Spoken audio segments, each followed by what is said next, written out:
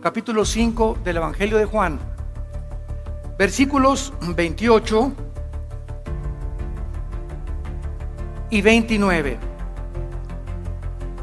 Como se está celebrando actualmente la resurrección de Jesucristo, hoy en el mundo entero, ya hemos visto que Cristo es el personaje que más ha impactado la historia del mundo.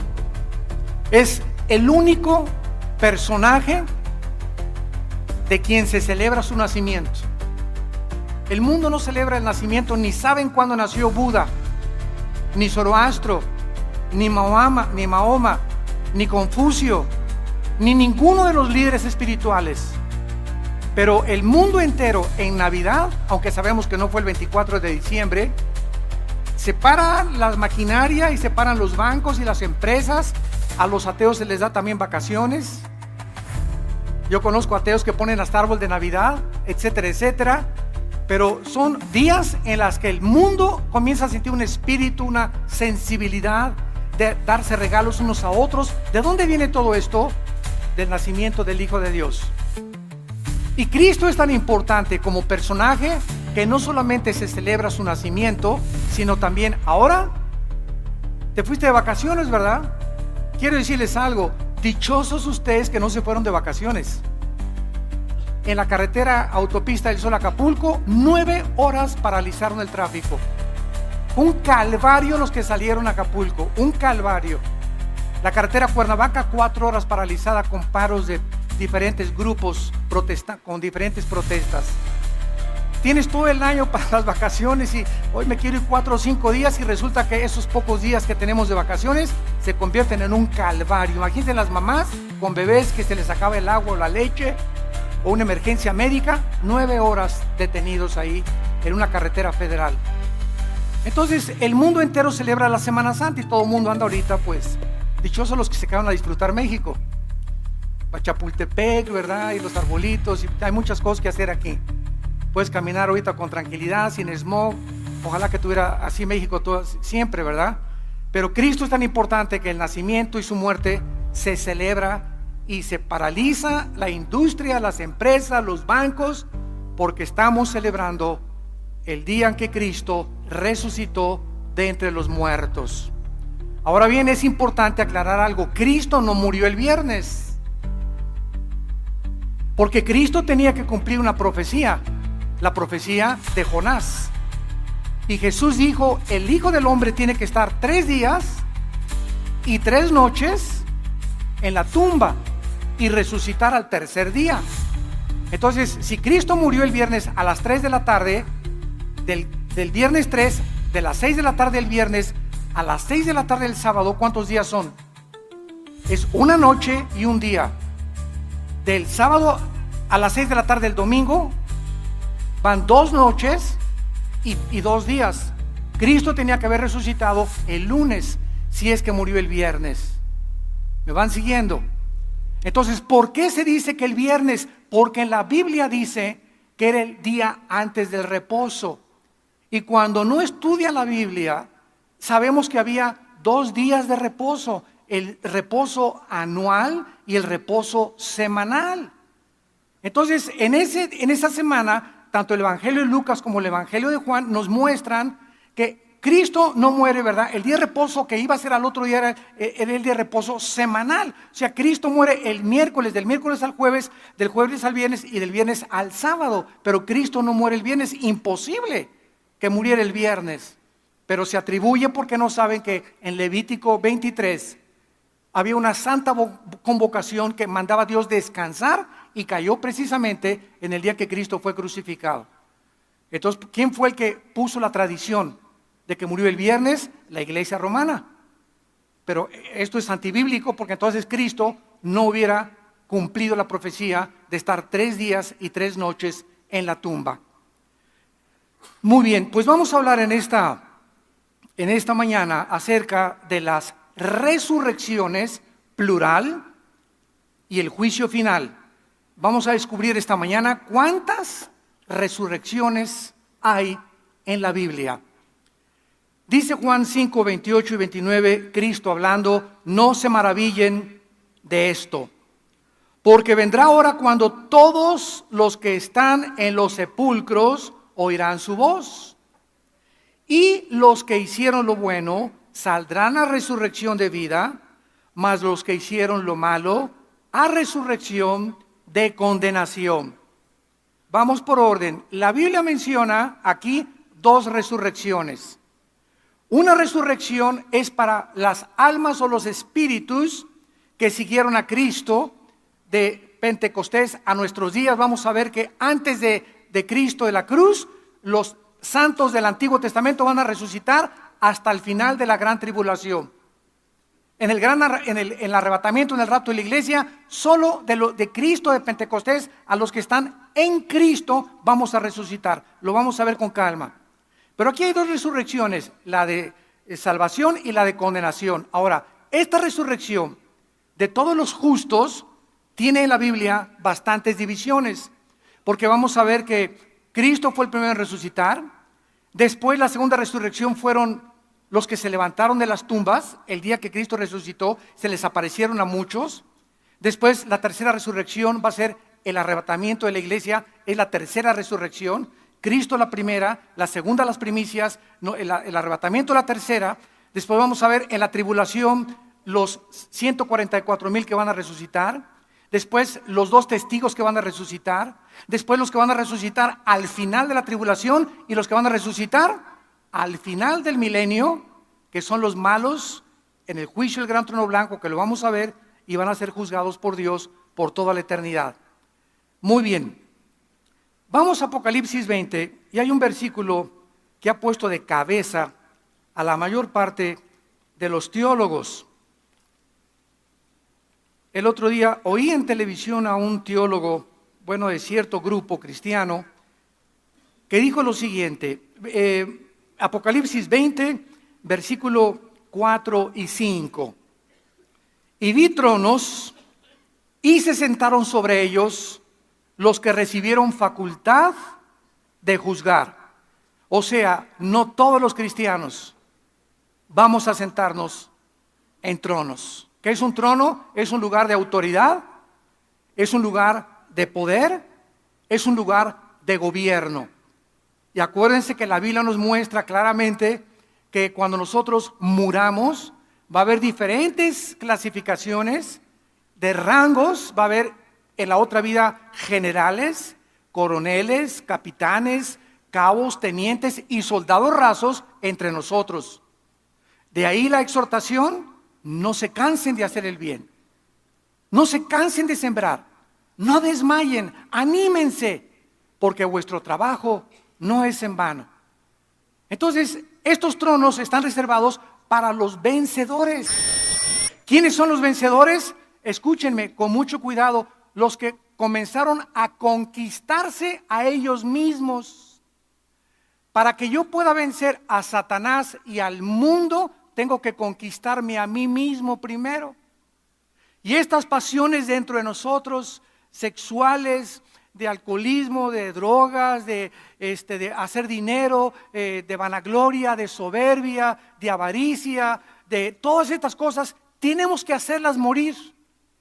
Y cuando comienzas a hacer morir dentro de ti ese ego que traemos, con el cual tenemos que luchar, y comienzas a matar el ego dentro de tu vida, comienzan a ser un gigante dentro de ti espiritual.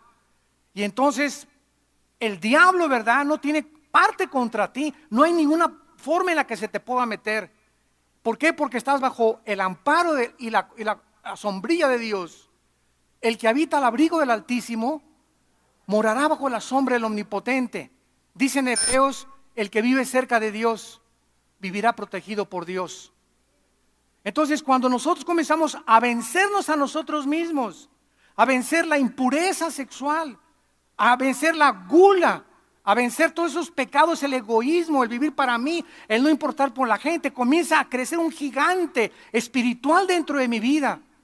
Cristo comienza a manifestar y usar nuestro cuerpo a través de nosotros, y entonces tenemos victoria contra Satanás, y el mundo ya no nos atrae, ya no nos engaña el mundo, con las riquezas y la vanagloria de la vida y el aplauso, etcétera, etcétera, porque esta es la parte más difícil a la que se enfrentan los seres humanos. Vean ustedes el proceso. Dios nos sacó, número uno, nos rescata de la esclavitud. Éramos esclavos del pecado. Nos saca de ahí Dios, nos abre la puerta de la cárcel donde estábamos y nos saca. Número dos, nos lleva al desierto de la prueba. Nuestra fe tiene que ser probada. Tiene que verdaderamente, las pruebas manifiestan si eres o no eres hijo de Dios.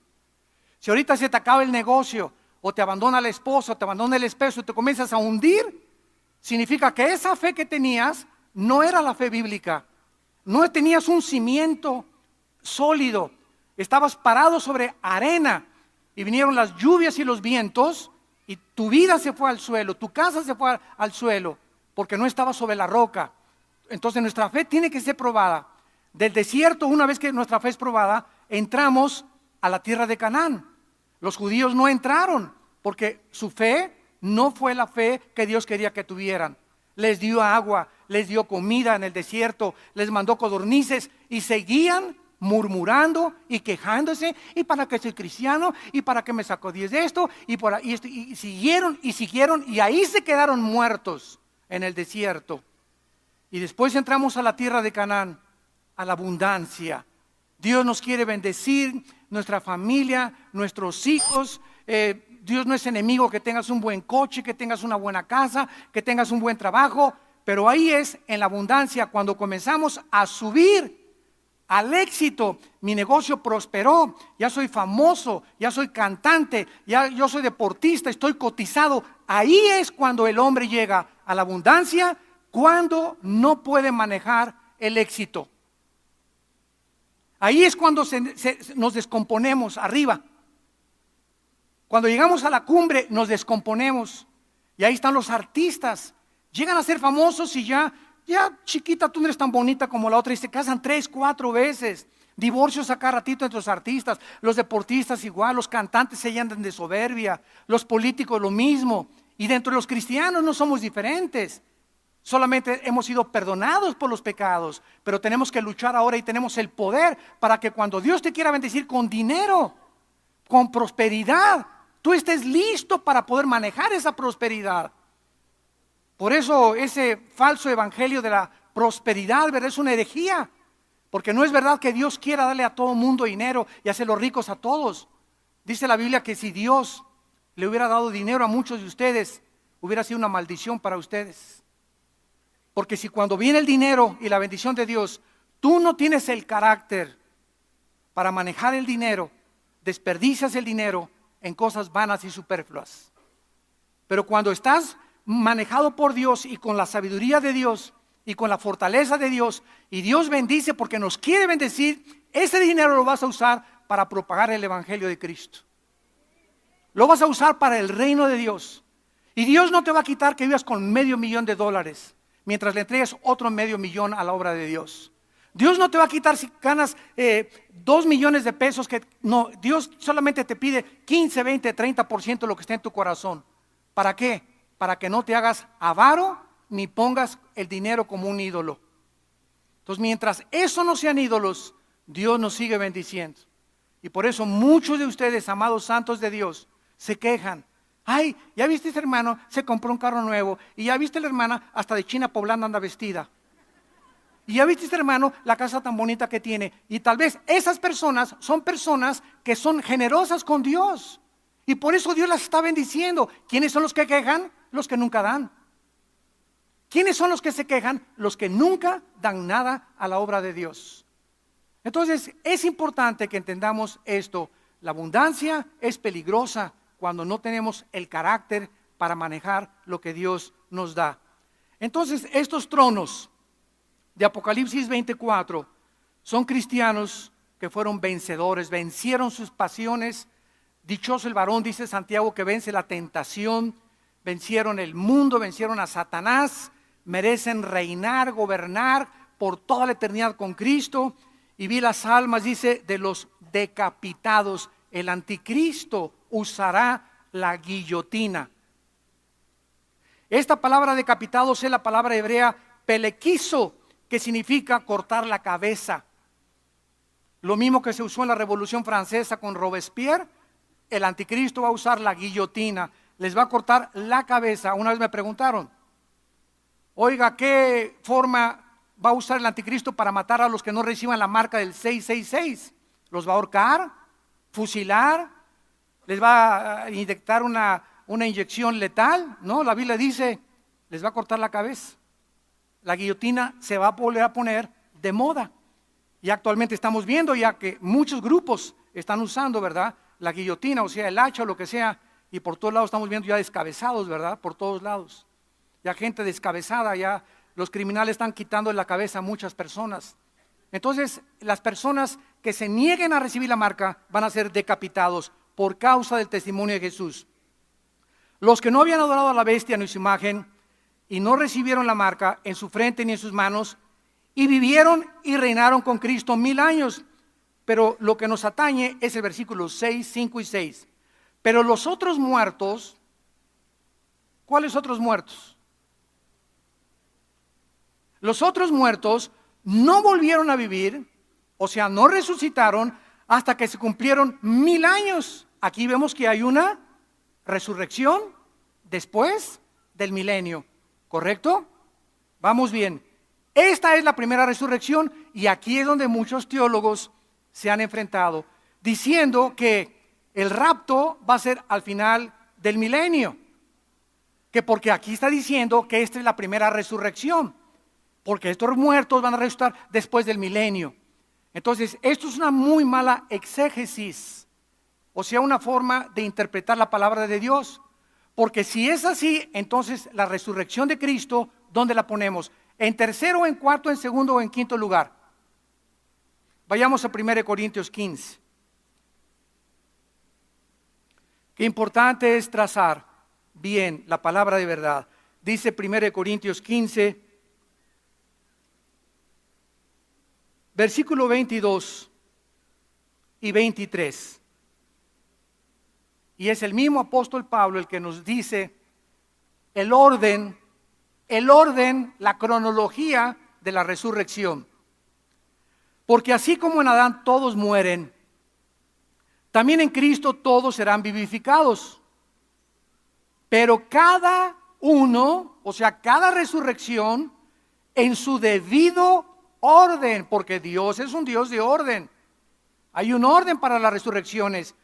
Cristo, ¿qué lugar ocupa? Muy bien, Cristo ocupa el primer lugar. Cristo fue la primera persona en toda la historia desde Adán y Eva en haber resucitado para no volver a vivir, para no volver a morir, perdón. Antes de Cristo hubo resurrecciones en el Antiguo Testamento. Eliseo resucitó personas. Cristo resucitó a Lázaro, ¿no es verdad? Pero volvió a morir. Cristo es la primera persona que resucita sin volver a morir. Para siempre, Él es la primera resurrección. Número 2, ¿quién le sigue? Las primicias, como lo vamos a ver. O sea, esto era el resultado de la fiesta de los primeros frutos, las primicias de Levítico capítulo 23. Cuando llegaban las personas y ofrecían un manojo, tenían que entregar las primicias al sacerdote. Entonces, cuando Cristo resucita, Él es el primero y le siguen los que resucitaron juntamente con Él. Veamos en Mateo 27. Mateo 27, esta resurrección de las primicias. Versículo 51 al 53. Mateo 27, 51 al 53. He aquí el velo del templo se rasgó en dos, de arriba abajo, y la tierra tembló, y las rocas se partieron, se abrieron los sepulcros, y muchos cuerpos de santos, no todos, muchos, que habían dormido, se levantaron, y saliendo de los sepulcros, después de la resurrección de Él, vinieron a la santa ciudad y aparecieron a muchos. Vemos pues que las tumbas de muchos de los santos que habían muerto fueron abiertas, mientras la tierra era sacudida por un gran terremoto, y estos santos se aparecieron a muchas personas. En 1 Corintios 15 dice que se aparecieron Cristo a más de 500 personas. Y este evento no se vuelve a mencionar jamás en el Nuevo Testamento. La resurrección de las primicias después de Cristo, pero es el cumplimiento de la tipología de la fiesta de los primeros frutos que encontramos en Levítico 23, del 9 al 14. Después lo leemos. Muy bien, vamos ahora a la tercera resurrección. Primera de Tesalonicenses, capítulo 4. Ya llevamos 2 resurrecciones, la de Cristo y la de los santos o los primeros frutos. Ahora dice Primera de Tesalonicenses 4, que es la próxima que sigue, la de nosotros. Adiós mundo cruel, ya nunca te veré. ¿Esa la cantabas tú, ¿verdad, César? Con Enrique Guzmán, ¿no? En los tiempos del mundial. Dice en 1 Corintios 4, 1 Tesalonicenses 4, versículo 14. Si creemos que Jesús resucitó y murió, fíjense, si creemos, porque si no crees, no tienes esperanza. Si creemos que Cristo murió y resucitó, también traerá Dios con Él a los que durmieron en Él. Esto significa que la enseñanza de la secta de los famosos testigos de Jehová está equivocada, porque ellos enseñan que después de la muerte estamos en un estado de inconsciencia, porque se usa la palabra dormido. Pero porque se usa la palabra dormido por lo siguiente: cuando yo me duermo y tú te duermes en la noche, nuestro cuerpo descansa y se desconecta del consciente, pero seguimos vivos físicamente. Nuestro cerebro está funcionando y está funcionando nuestro subconsciente, y por eso se usa la palabra dormidos, porque el cuerpo está sin funcionar físicamente, sin ninguna actividad, por eso se llama dormidos, pero el espíritu y el alma están en la presencia de Dios. Si estuviéramos dormidos, entonces Cristo no podría traer con ellos a los que murieron, o sea, a los que durmieron. Esto implica que los muertos ya están con Jesús, no están en el cementerio en el momento que nosotros morimos. Por lo cual les decimos esto en palabra del Señor: que nosotros que vivimos, que habremos quedado hasta la venida del Señor, no precederemos a los que durmieron, porque el Señor mismo, con voz de mando, con voz de arcángel y con trompeta de Dios, descenderá del cielo, y los muertos en Cristo. En el Antiguo Testamento nadie había en Cristo. Somos pegados, ligados, identificados, amalgamados al cuerpo de Cristo por el bautismo del Espíritu Santo. 1 Corintios 12:13. ¿Qué es el bautismo del Espíritu Santo? La operación mediante la cual el Espíritu Santo nos coloca, nos hace parte del cuerpo de Cristo. El bautismo del Espíritu Santo se lleva a cabo en el momento de la salvación. Yo he ido a muchos lugares donde nos han dicho: ¿quién quiere recibir el bautismo del Espíritu Santo? ¿Verdad? En ninguna parte del Nuevo Testamento se nos invita a que recibamos el bautismo del Espíritu Santo. Se nos dice en Efesios que seamos llenos del Espíritu Santo, pero jamás en las epístolas se nos invita a que recibamos algo que ya tenemos.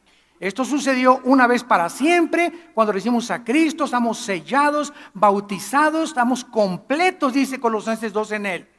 No, los cristianos no estamos divididos entre los que tienen el bautismo del Espíritu Santo y los que no tienen el bautismo del Espíritu Santo. Si no tienes el bautismo del Espíritu Santo, no eres cristiano. Tan sencillo como eso. Porque lo que nos hace ser cristianos es estar en el cuerpo de Cristo. ¿Y cuándo formamos parte del cuerpo de Cristo? Cuando el Espíritu nos bautiza en el cuerpo de Cristo. Pero tantas cosas, ¿verdad?, que se manejan por no conocer la palabra ni trazar bien la palabra de verdad. Veamos qué está sucediendo aquí.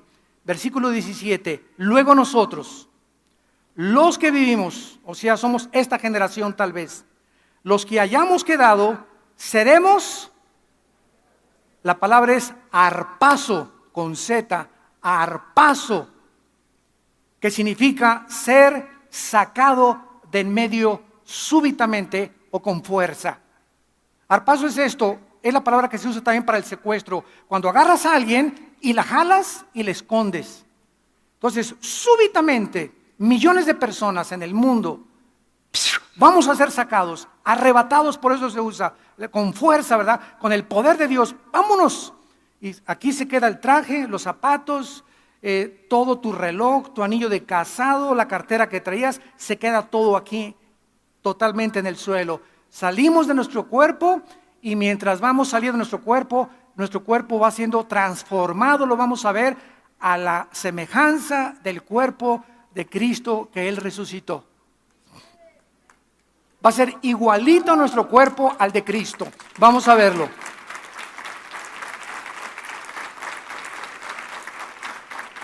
El arrebatamiento, Cristo desciende sin tocar la tierra, porque esto es importante también. La diferencia entre el arrebatamiento y la segunda venida de Cristo. Muchos enseñan que la segunda venida es el arrebatamiento y también la segunda venida. Y hay un intermedio de 7 años que se llama la gran tribulación entre el arrebatamiento y la segunda venida de Cristo. ¿Por qué? Porque cuando venga Cristo por nosotros no toca la tierra. Dice la Biblia que el Señor estará en el aire para recibir al Señor en las nubes, en el aire. Él no pone los pies cuando venga por nosotros. Hasta la segunda venida, Zacarías capítulo 14, se para en el monte de los olivos, pero viene con nosotros, ya con cuerpos resucitados para establecer su reino y vencer al anticristo. Pero en el arrebatamiento, Cristo viene por nosotros. ¿Y por qué hay una diferencia entre el arrebatamiento y la segunda venida? Escuchen, no hay ninguna señal para el arrebatamiento. Se llama inminencia. Y para la segunda venida hay muchas señales. El sol se oscurecerá, la luna se pondrá como sangre, verán la señal del Hijo de Dios. Y si nosotros no somos arrebatados antes de la tribulación y conocemos al anticristo, solamente tenemos que comenzar a contar 3 años y medio para que venga Cristo. Entonces ya no viene como ladrón en la noche. Simples verdades, ¿verdad? Y Cristo dice, vendré como ladrón en la noche. ¿A quiénes? A los cristianos. Cuando menos nos demos cuenta, por eso dice, vigilen y estén listos. Porque como ladrón en la noche puedo venir como las vírgenes, que vino el esposo y 5 no tenían aceite en sus lámparas. Entonces en la segunda venida no viene como ladrón en la noche. No viene intempestivamente, va a haber señales en el cielo, en la luna, y va a aparecer Cristo en las nubes. Pero en el arrebatamiento no hay señales, viene como ladrón en la noche, a la hora que no sabemos. En la segunda venida, los que vivan en la tribulación van a saber, después de que el anticristo viole el tratado, que van a pasar 3 años y medio para la venida de Jesucristo. Si fuera así, entonces sabríamos cuándo venía Cristo y ya no tendríamos que vigilar porque sabríamos cuándo viene. Sencillo, mi querido Watson. Así le decía Sherlock Holmes, famoso detective, a su discípulo. Muy bien. Ahora veamos en Filipenses capítulo 3. La verdad que acabamos de enunciar, el cuerpo de nosotros, cuando resucitemos, porque pues ahorita a todos les debe interesar esto, ¿verdad? Me voy a parecer a Batman, o a He-Man, o a John Travolta, o a quién, ¿verdad? ¿Cómo será mi cuerpo? Nos vamos a reconocer, tendremos las mismas características. Ahorita en el tercer servicio voy a hablar de eso, el intermedio entre la muerte y la resurrección. ¿De qué forma hay un cuerpo? Si ahorita te mueres, por ejemplo, te mueres hoy en la noche, te petateas hoy en la noche, cuelgas los tenis hoy en la noche, ¿qué cuerpo tienes al subir al cielo? Porque todavía no viene Cristo, o sea, la resurrección es hasta el rapto, ¿correcto? Entonces, antes del rapto, ¿qué cuerpo tienen ahorita los que han muerto en Cristo? De la cruz a nuestros días. En el tercer servicio lo voy a explicar. Vamos a ver ahorita el cuerpo que nos atañe ahorita. Dice en Filipenses 3, 20 y 21. Nuestra ciudadanía, Filipenses 3, 20 y 21, está en los cielos. De donde también estamos esperándolo, al Salvador, al Señor Jesucristo, el cual transformará. Metas schematizo en el griego, metas schematizo, que significa cambiar de forma. Cuando Cristo fue enterrado y a los 3 días resucita, ¿a quién se parecía? Me los voy a ver de la A a la Z. ¿A quién se parecía Cristo cuando resucitó? Él era. Tenía la misma cara, la misma estatura, ¿correcto? Pero su cuerpo había sido transformado. Las características moleculares y celulares del cuerpo de Cristo resucitado ya no estaban bajo las leyes físicas, la ley de la gravedad, la ley de las matemáticas, la ley de la electricidad, la ley del electromagnetismo, de Kepler, de Newton, de todos estos grandes físicos que descubrieron estas leyes, de Galileo, de la primera y la segunda ley de termodinámica. Cristo no estaba sujeto ya a ninguna de las leyes que rigen el universo actualmente y que nos rigen a nosotros. Gracias a estas leyes, los científicos pueden predecir cuándo va a ser un eclipse, cómo puede el cohete que salga de Cabo Cañaveral llegar a la luna, si la Tierra está dando de vueltas, cómo dispararlo para que llegue exactamente. Todo esto lo calculan por las leyes que existen físicas del universo, las cuales Dios estableció. Entonces, cuando resucitemos, ya no vamos a ser afectados por estas leyes, porque van a haber leyes diferentes. Cristo no, porque resucitó hace 2000 años, cuando estas leyes existían. Por eso Él pudo volar. Lo vamos a ver que ascendió. La gravedad no afectó su cuerpo y nuestro cuerpo va a ser igual al de Él. Lo dice aquí. Muy bien. Nuestro cuerpo va a ser transformado, cambiado de forma, pero vamos a ser los mismos, pero guapos. Y bonitas las muchachas. O sea, si naciste con orejas de papalote, ¿verdad? Vas a tener ya orejas, si naciste con una nariz, o sea, pero nos vamos a hacer nosotros, pero ya bien hechos. Todos hemos nacido, ¿verdad? Defectuosos. Todos tenemos algo. Alguien quiere ser más alto, más bajo, etcétera, etcétera, menos grasa aquí. Pero vamos a ser nosotros con el cuerpo como lo vamos a ver. Cuando Samuel fue sacado por Saúl, ¿se acuerdan? En segunda de Samuel, cuando fue sacado del Sheol, ¿se acuerdan que salió de la tumba y espantó al rey Saúl? Pero Saúl reconoció que era Samuel, porque antes de la cruz los cuerpos no habían sido cambiados, estaban en el Sheol con el mismo cuerpo con el que habían muerto, pero con un cuerpo que no estaba sujeto a la destrucción. Ya no estaba afectando la segunda ley de la termodinámica a los cuerpos que estaban en el Sheol. Y los cuerpos que están ahorita en el infierno eres tú. Si vas al infierno en la noche, vas a estar tú ahí en el infierno, pero tu cuerpo va a ser el mismo, pero indestructible. No resucitado, pero si no te quemarías. Y dice la Biblia que los que están en el infierno ya están ahorita quemándose o están sufriendo el dolor como si una llama lo estuviera ardiendo en ellos y van a tener sed. Entonces, esto nos habla, ¿verdad?, de los diferentes cuerpos. Qué interesante que hay antes de la cruz, después de la cruz y el estado intermedio entre la muerte y la resurrección. Ahora dice el versículo 21, el cual transformará el cuerpo, y se le llama de la humillación nuestra, para que sea semejante al cuerpo de la gloria suya, por el poder con el cual puede también sujetar a sí mismo todas las cosas. La palabra semejante es ginomai en el griego. Ginomai, que significa hecho o hecho de la misma forma, para que sea igual o hecho nuestro cuerpo a las mismas características del cuerpo de Cristo cuando resucitó. Cuando resucitó Cristo,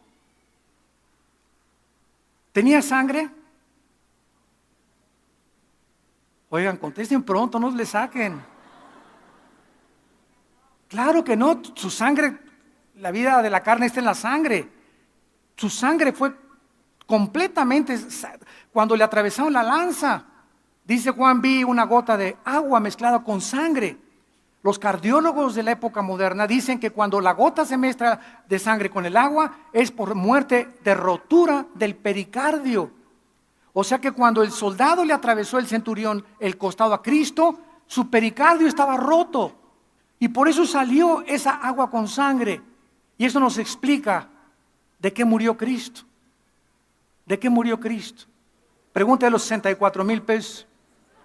No murió desangrado porque murió antes. No murió de asfixia, que regularmente morían los crucificados. La laringe, ¿verdad? y la faringe eran presionadas por el cuerpo o morían crucificados y les rompían los huesos para que se colgara el cuerpo y se asfixiaran los condenados o las víctimas a la crucifixión. Pero a Cristo no le rompieron las piernas. Y Cristo duró de las 12 del día, que lo crucificaron, a las 3 de la tarde en la cruz. Y a las 3 en punto murió. Y la Biblia nos muestra en el Salmo 22 que su corazón se le deshizo como la cera. Cristo murió de dolor. Fue tan grande el dolor cuando nuestros pecados, tus pecados y mis pecados, fueron puestos sobre su cuerpo en el santo y hecho más sublime que los cielos, que no soportó Cristo el dolor moral. O sea, Cristo muere y se le rompe el corazón del dolor por nosotros.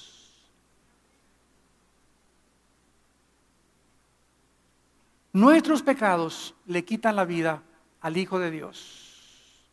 Los judíos y los romanos eran instrumentos, pero fue el pecado lo que hizo que Cristo muriera en nuestro lugar. Entonces Cristo cuando nace ya no tenía sangre. Número 2, ¿comió barbacoa o tacos al pastor? ¿Qué comió Cristo cuando resucitó? Miel y pescado. Dándonos a entender, qué interesante que han descubierto que la miel es la única sustancia que no se puede contaminar. No hay nada a la miel, ni bacteria, ni microbio que se le pueda meter a la miel. Es una sustancia tan preciosa, tiene tantos antioxidantes y tantas minerales y vitaminas, la miel de abeja pura, del panal de la abeja, ¿verdad? Que por eso en lugar de echarle azúcar a tu café, ponle miel y vas a durar mucho tiempo. Entonces Cristo come miel y come pescado porque el pescado es el alimento. Ahora han descubierto el famoso omega 3, omega 2, omega 5, que las personas que toman 2 chochos de omega 3 tienen 60% de menos de probabilidades de morir de un ataque cardíaco. El omega 3. Vea, vete a Walmart a comprar omega 3. No tenía sangre, no vamos a tener sangre nosotros. ¿Vamos a comer? Vamos a comer. Y la Biblia lo dice en Isaías 65, que vamos a comer en el milenio puras frutas y legumbres. Número 3, Cristo se aparece a los discípulos cuando estaban en un cuarto cerrado y atraviesa la pared. La composición molecular y atómica del cuerpo de Cristo era diferente a la de nosotros. Ahorita yo agarro la mano y le hago así a este púlpito y me la lastimo, porque los átomos de los que está formado este púlpito están mucho más cerrados que los átomos de mi mano. Y por eso me encuentro con algo sólido. El cuerpo de Cristo atravesó la pared. Nuestros cuerpos ya no van a tener ninguna cosa que nos detenga materialmente hablando. Vamos a tener un cuerpo, ¿verdad?, que vamos a poder atravesar las paredes. Y número 4 y último, cuando Cristo asciende a los cielos, Cristo sale volando hacia arriba y los discípulos se quedan Hechos 1 del 6 en adelante y los ángeles les dicen, este que ven que se va, así vendrá con ese cuerpo muy pronto otra vez a este mundo. Gloria a Dios.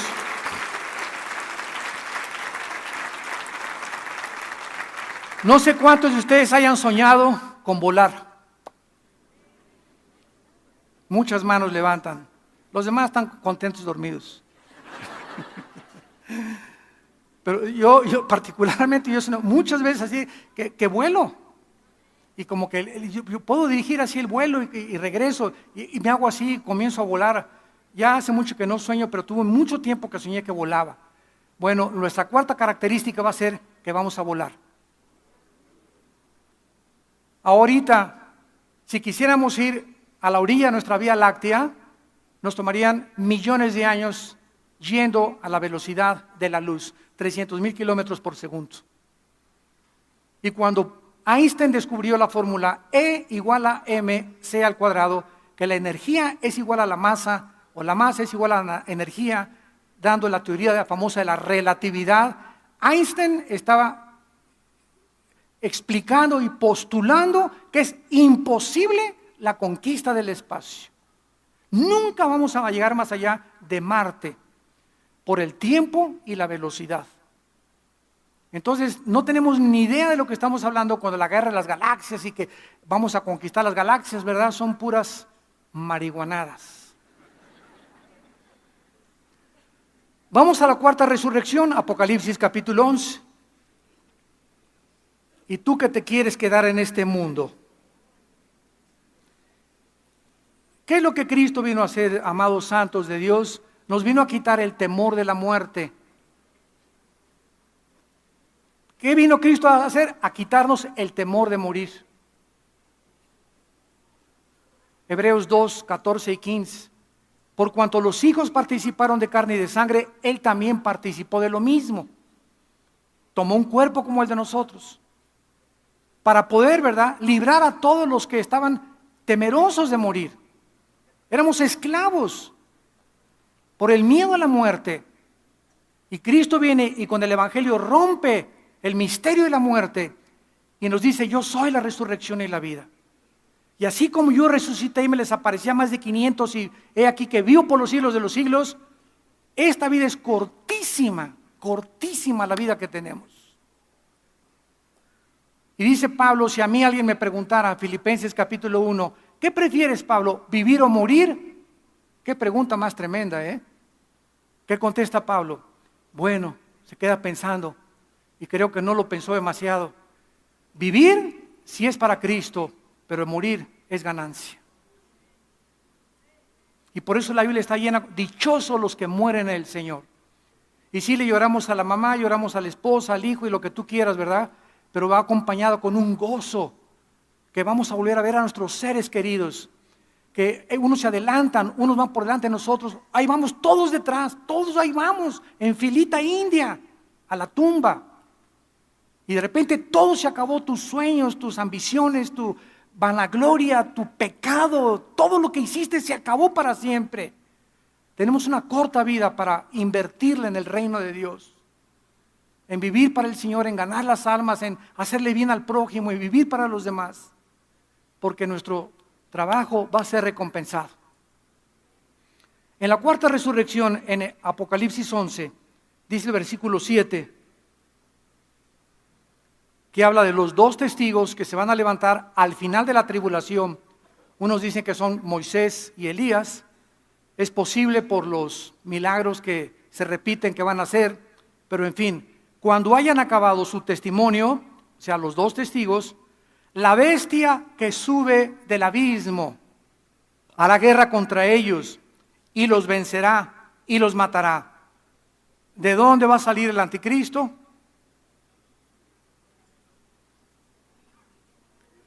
El abismo es la habitación actualmente de los demonios. Los ángeles tienen otra habitación, segunda de Pedro capítulo 2, que se llama el Tartarus, que se tradujo infierno. Hay infierno, abismo y Tartarus. Aquí en este planeta, en el centro de la tierra, hay 3 compartimentos. Ahí están las prisiones de Dios ahorita, en este planeta. En un lado están en el infierno. En el infierno están todos los espíritus humanos. En el infierno no hay demonios ahorita. Son puros seres humanos que están esperando desde Adán hasta nuestros días ser sacados para el juicio final en el infierno. En el abismo es la prisión de los demonios. Cuando Cristo comenzó a sacar demonios, ¿se acuerdan que le dijeron los demonios a Cristo? No nos mandes al abismo. Y se metieron a unos puercos y mataron a los puercos. Y el Tartarus, o las prisiones de obscuridad, que es lo mismo, es donde están los ángeles que quisieron pervertir la genética en Génesis capítulo 6, produciendo gigantes de 4 o 5 metros con 12 dedos en las manos y 12 dedos en los pies. Entonces la Biblia nos muestra que el anticristo es un principado satánico que ocupó algún líder en el pasado. Muchos dicen que fue Nerón, otros que fue Antíoco Epífanes, otros dicen, ahorita la mayor parte de los teólogos creen que el espíritu de Alejandro el Magno, Alejandro el Magno es un personaje como ustedes no se imaginan en la historia. A los 21 años Alejandro comenzó a conquistar el mundo, a los 21 años. ¿Quién le dio esa sabiduría, aunque fue entrenado por Filipos y por todos los griegos que tenía? ¿Quién le dio la sabiduría para formar las falanges famosas griegas? Pelearon contra los persas, con la película del 33, o cómo se llama el 33, ¿no? Que pelean los espartanos, que era un grupo especial que desde chiquitos los trataban de enfrentar con lobos y con todo, para crearles un carácter en contra de la muerte y del miedo, y vencieron casi a más de 15,000 persas en la famosa guerra de las Termópilas. Entonces los griegos tenían un conocimiento impresionante que Alejandro conquistó en casi 12 años, toda Europa del sur, toda África del norte y casi todo el Medio Oriente. Alejandro el Magno se convirtió en un homosexual, comenzó a fumar hashish y murió a los 33 años en Babilonia, que es actualmente Irak. Entonces muchos creen que el espíritu que entró en Alejandro va a ser el espíritu que va a entrar en el anticristo. Yo no lo creo mucho, porque cuando Alejandro llegó a Jerusalén, dice la biografía de Alejandro el Magno, que cuando llegó a Jerusalén se le aparecieron 5 sacerdotes judíos vestidos de blanco, y la noche anterior Alejandro tuvo un sueño que se le aparecían esas 5 personas y una voz le dijo: no los toques, y Alejandro perdonó Jerusalén. Y el anticristo y Antíoco Epífanes no lo perdonaron. Bueno, quien quiera que sea el personaje que este espíritu poseyó antes de que nazca el anticristo, va a salir del abismo y va a meterse en el anticristo. Cristo va a nacer de una mujer, tiene que ser a fuerza humano, va a ser un hombre híbrido, va a ser una mezcla, una perversión genética, el anticristo, entre tal vez animal humano, con un espíritu demoníaco totalmente desde que nazca. Entonces, esta bestia, este hombre, el anticristo, con poderes sobrenaturales, va a matar a los testigos. Versículo 8, y sus cadáveres estarán en la plaza de la grande ciudad, que en sentido espiritual se llama Sodoma y Egipto, se refiere a Jerusalén. O sea, en Jerusalén, el anticristo asesina a los 2 testigos. Versículo 9, y los de los pueblos, tribus, lenguas y naciones verán sus cadáveres por 3 días y medio y no permitirán que sean sepultados. Por favor, en el versículo 9 de tu Biblia, hazle un círculo a la palabra verán. ¿Cómo es posible que hace 2000 años se pudiera profetizar que vendría el momento en la historia en la que todas las naciones del mundo y los pueblos y las tribus iban a ver el mismo evento al mismo tiempo, si no se hubieran inventado los satélites de comunicación? Aquí están profetizados con 2000 años de anticipación los satélites de comunicación. Todavía el siglo pasado se burlaban de la Biblia. Mira nada más, aquí está diciendo que todo el mundo va a ver al mismo tiempo la muerte de los 2 testigos. Y ahorita prende la televisión y en CNN ya está la guerra de Corea, ya está la guerra de aquí, la muerte, la coronación del Papa, el evento que querramos, lo estamos viendo en todas las naciones del mundo, que casi somos 200 naciones, el mismo evento al mismo tiempo, gracias a que en 1957 se aventó por primera vez el satélite Sputnik por los rusos. Y ahorita hay cientos de satélites que están transmitiendo continuamente en una órbita geocéntrica alrededor del Ecuador las transmisiones de lo que pasa en el mundo entero. Aquí está en la Biblia antes que la ciencia lo descubriera. Señores ateos, se eduquen. Y los moradores de la tierra, versículo 10, se regocijarán.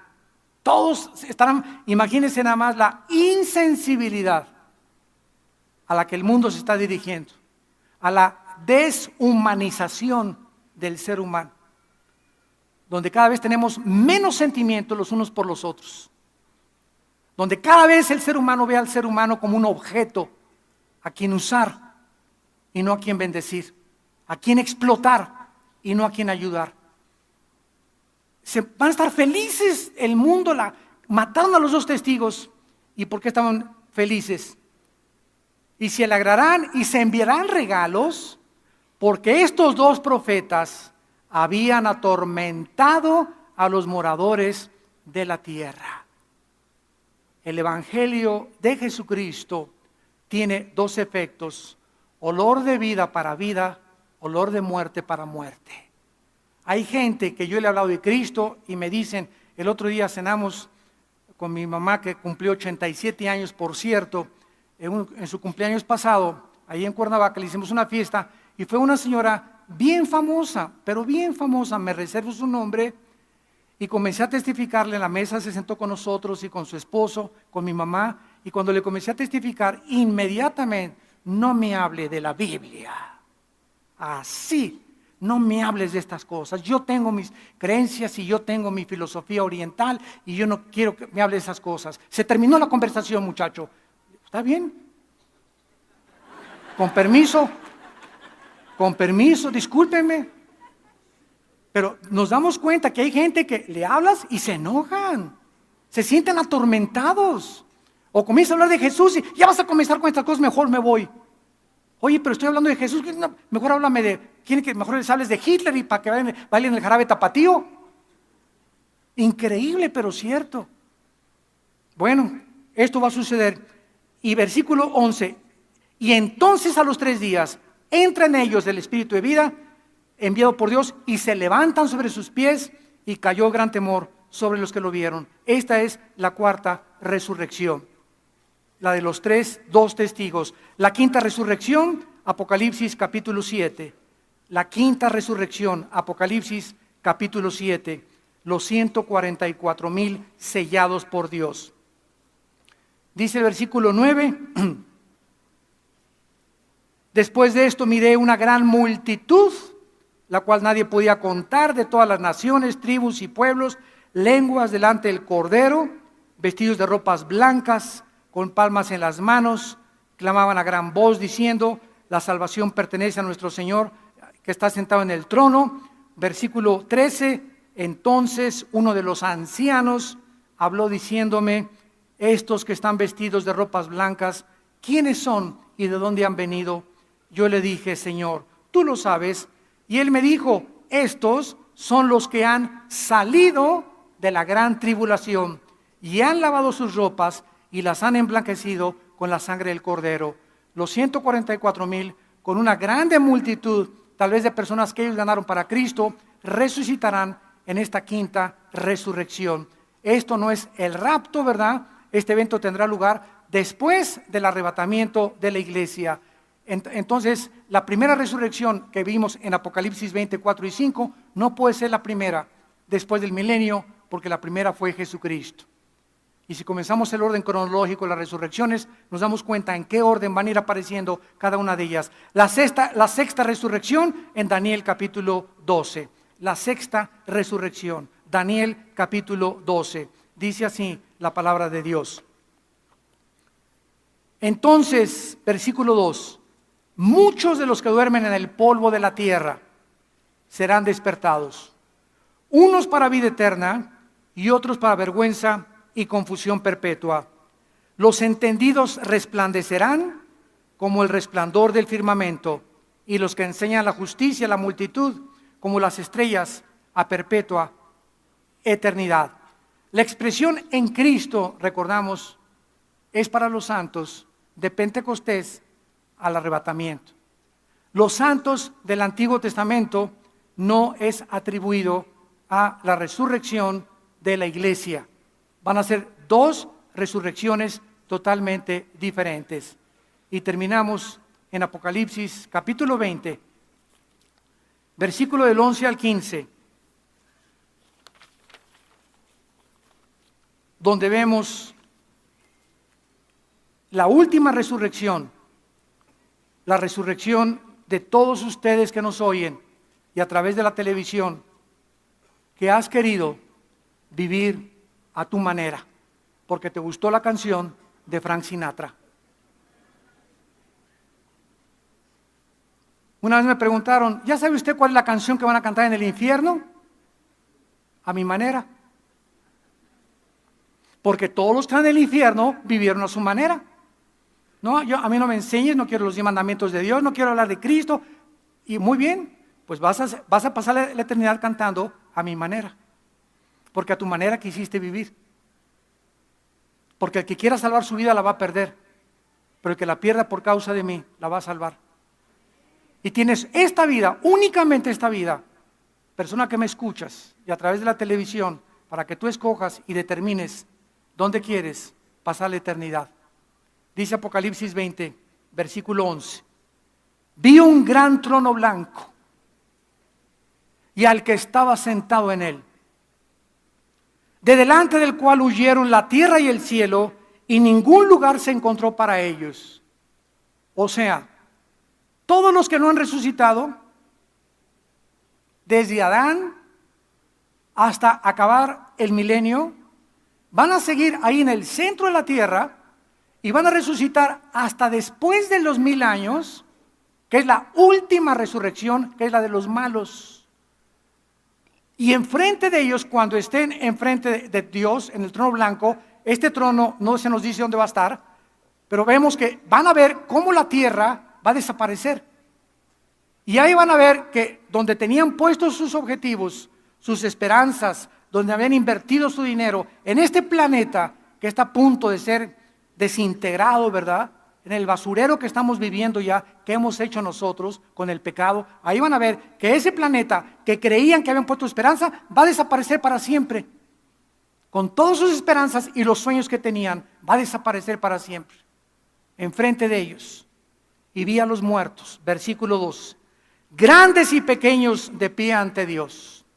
Y los libros fueron abiertos, y otro libro fue abierto, el cual es el libro de la vida. Y fueron juzgados los muertos por las cosas que estaban escritas en los libros según sus obras. Noten ustedes que todos los muertos que han resucitado en este juicio, sin excepción, ninguno está hincado. Todos de pie. Se acabó el tiempo de, perdóname Señor. No, aquí ya no hay gracia, aquí ya no hay misericordia, ya tuviste tu oportunidad. Yo no voy a mandar a nadie al lago de fuego, dice Dios. Tú escogiste ir a donde vas a ir cuando tú estabas vivo. Por eso ninguna persona que esté condenada eternamente, Dios no manda al infierno a nadie. Como una señora me dijo una vez, ¿verdad que Dios es bueno y no va a mandar al infierno? Le dije, amén, amén. Ellos se van solitos. De tal manera amó Dios al mundo que Dios nos dio a su Hijo unigénito, para que cualquiera de ustedes que en él crea no se pierda, mas tenga la vida eterna. Él que no conoció pecado, por nosotros se hizo pecado, para que nosotros fuésemos hechos la justicia de Dios en él. Mas Dios muestra su amor para con nosotros en que siendo pecadores, Él muere en nuestro lugar en la cruz. Llega el momento, persona y pecador que me escuchas, donde se acabó la oportunidad. No creas que te puedes arrepentir mañana o la semana que entra. Si oyes su voz, hoy es el día que Dios te está hablando. Hoy abandona tus pecados y entrégale tu vida a Jesucristo. Y ahí estamos los muertos de pie ante Dios y se abrieron los libros. Y fueron juzgados de acuerdo a lo que estaba escrito. Escuchen, la salvación no es por obras, pero el juicio final será por las obras que tú hiciste. Dios no nos toma en cuenta las obras que hayamos hecho para salvarnos. Y si tus obras fueron como el carbón y tus pecados abortaste 10 veces, asesinaste 50 veces, dime lo peor que has hecho. En la sangre y en la cruz hay perdón. En la cruz hay perdón. Pero cuando tú te mueras, las obras malas que hiciste, tus pensamientos y todo serán contados para tu condenación eterna. Y el mar entregó los muertos que había en él, todos los que se ahogaron en el Titanic, todos los que se han ahogado ahogados o que se los comieron los tiburones, Todos los muertos que están en el mar van a resucitar. Todos los que están en la tumba, la muerte y el Hades, van a resucitar. Y fueron juzgados según sus obras. Y la muerte y el infierno, o el Hades, fueron lanzados al lago de fuego. Esta es la muerte segunda. Y el que no se halló inscrito en el libro de la vida, fue lanzado al lago de fuego. Padre, gracias por tu palabra. Gracias, Señor, por tocarnos una campana de alarma. Cuando ese gran barco en 1912 llamado el Titanic salió de un puerto de Inglaterra hacia Nueva York, antes de salir, los constructores dijeron: ni Dios puede hundir este buque. Y es el pensamiento del ser humano: no me va a pasar nada. Puedo seguir en mis pecados sin ser nunca castigado, porque el pecado engaña. Y la paga del pecado es la muerte. Mas el regalo de Dios es vida eterna en Cristo Jesús. Padre, te damos gracias porque nos amas. Y si no diste tu vida en la cruz en nuestro lugar, ¿cómo no nos darás todas las cosas si nosotros te la pedimos? Te pido, Señor, dile a Cristo en este momento: pecador que me escuchas, te pido que entres a mi vida, Señor. Perdona mis pecados, me arrepiento, me vuelvo hacia ti. Dame el poder para vivir para ti. En el nombre de Jesús, amén. Gracias por este santo libro. Gracias a Dios por su palabra, que es como una antorcha que alumbra. Es la única luz que hay en el mundo. La única es este libro. Tantas tinieblas y tantas sectas y filosofías y profecías y sistemas de pensamiento pasarán todos, pero su palabra permanecerá. Las personas que esta mañana aceptaron a Cristo, nos gustaría bendecirlas. Y si tú invitaste a Cristo con esta oración en esta mañana, ahí desde tu lugar te pido que te pongas de pie. Párense los que hicieron esta oración. Gracias, Dios la bendiga.